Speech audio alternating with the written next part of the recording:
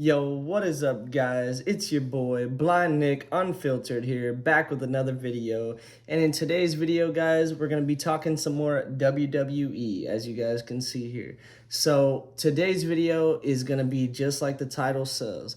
We are going to be talking about who is the greatest tag team of all time. Now, guys, we are strictly talking WWE here, so don't get too offended when, some of the TNA and some of these other wrestling, tag teams are not on this list. And like I was always going to say in all these videos, y'all let me know who I ended up leaving off this list and who should have been a part of this list. Who did your boy end up disrespecting? Y'all let me know in the comments down below.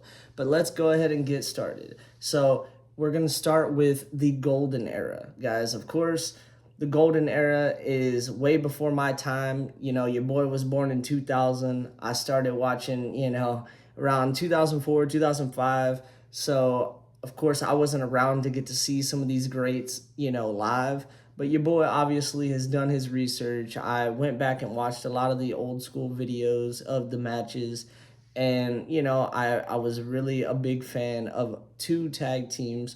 I tried, I didn't want to include every single tag team on this list. So we have 8 tag teams total amongst 3 eras. So like I said, starting with the golden era, guys, of course, we have none other than the Hart Foundation, which we got Bret the Hitman Hart and we got Jim Anvil Neidhart. Okay, guys.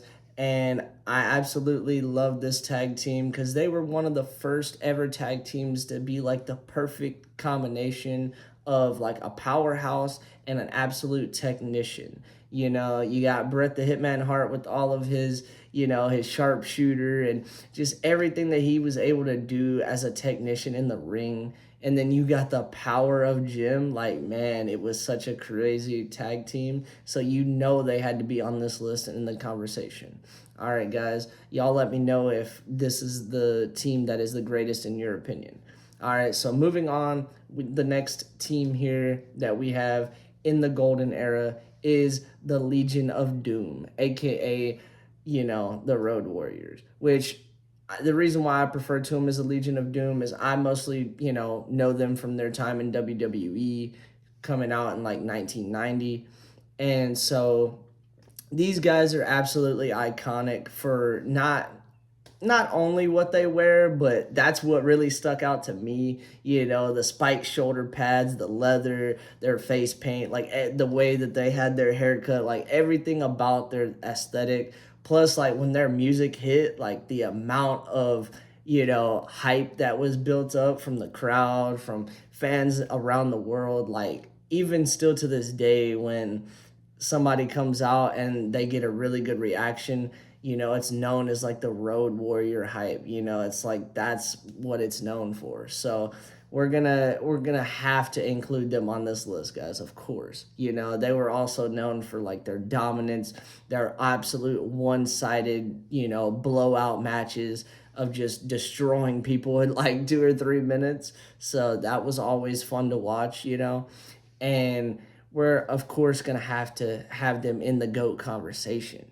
But them are like the two that really stuck out to me from this golden era. You guys let me know if I missed any in the comments down below. So we're going to go ahead and move on now to the Attitude Era, guys, which is one of the greatest eras of all time, of course. Obviously before my time, but absolutely respect all of these tag teams. And I'm sure you guys might have one of these 4 tag teams here as your actual GOAT. So gonna go ahead and start here with the boys D-Generation X. You already know. And they are absolute, like the ultimate, superstar duo. You got Triple H and you got Shawn Michaels. Absolute greats, Hall of Famers in their own right, like individually.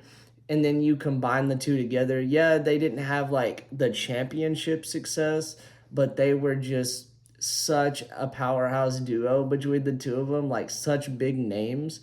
And, like even someone like Seth Rollins, still to this day, using the pedigree, like that move was so iconic. The Sweet Chin music, like, bro, that move is awesome too. Like, everyone loves a good Sweet Chin music. So, shout out to them. Absolute, definitely had to put them on this list. Not maybe for their championship success, but just for how iconic they were. So, moving on, these next three tag teams, guys, that I have in this Attitude Era basically defined like the stunt devil type, tag team wrestling that we have. They pretty much created the tables, ladders, and chairs that we know of, guys. Like, you know what I mean? So, of course, I'm sure you guys know who I'm referring to here. You got the Dudley Boyz, you got the Hardy Boyz, and none other than Edge and Christian, aka E and C. All three of these tag teams are absolutely iconic, complete legends, and all Hall of Famers. And I will tell you guys, like, watching these guys and all their matches, I mean, they were performing even up to when I was, starting to watch. And, you still see like Matt Hardy, doing his thing. And I mean, Jeff Hardy as well. Like, they are such really good wrestlers. Like, I even remember growing up, like, Jeff Hardy was my brother's favorite wrestler and still is my brother's favorite wrestler. So shout out to John if you're watching. But we literally used to watch these guys. We used to replicate their moves, whether it was on the trampoline. And of course, they always say don't try it at home, but you already know your boy was trying it at home. You already know. But we had such a good time growing up watching these guys, the Dudley Boyz, always busting out the tables. Every time we would watch Edge and Christian and how technically sound they were, they were such a good tag team at cutting off the ring. And just all of these guys were absolute just thrill seekers, always trying to do something crazy, always, jumping off of something, throwing their body in harm's way, just didn't care about the risk. I mean, you got Jeff Hardy doing swanton bombs off the top of like Hell in a Cell, like all kinds of crazy stuff. So they were so entertaining and so iconic. All four of these teams have to be in that GOAT conversation. You guys already know. And y'all let me know if any of these four are your actual GOAT as far as the tag teams go. And so gonna go ahead and transition here over to the modern era.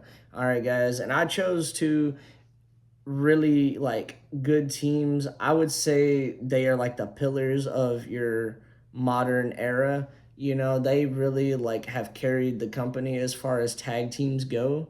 So you guys let me know if one of these two teams are your GOAT.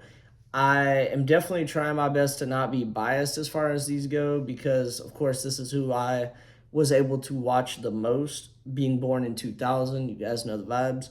So basically, the way I look at it is you got two teams. You got the New Day, who are, known for all their different antics and craziness, but all that aside, like, they are also known for winning so many championships. I mean, you're looking at 13-time world champions.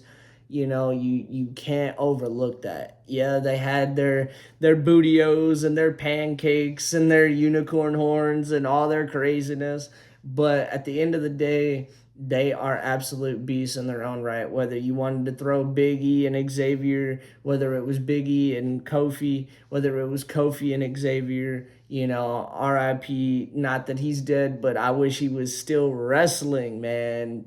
Dang, it sucks, that Big E isn't still a part of it because I feel like they would have done one, even more championships than they've won. But they are such a really good team. Yeah, I wasn't always the biggest fan of how they were carrying themselves, outside the ring. But once they got inside the ring, they meant business. And a lot of the complaining they've done, in recent years hasn't been the biggest, entertainment value. But hey, I still respect everything they've been able to accomplish. And then the next team we got here is probably what I would say is my favorite team. I don't know about the greatest, but I would say probably my favorite tag team is the Usos. And they are absolute beasts, definitely, and shout out Jay Uso for becoming, a really good singles competitor, winning championships by himself, showing that he is able to do the damn thing without his brother.